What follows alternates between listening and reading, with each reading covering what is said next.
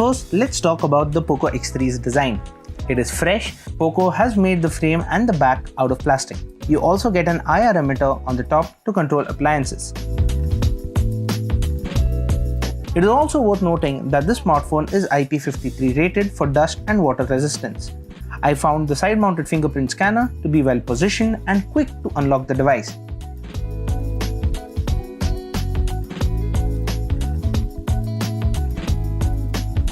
Face recognition is similarly fast. We get a 6000 mAh battery and a 33-watt charger in the box. Poco ships the X3 with MIUI 12 running on top of Android 10, and it has quite a few customizations.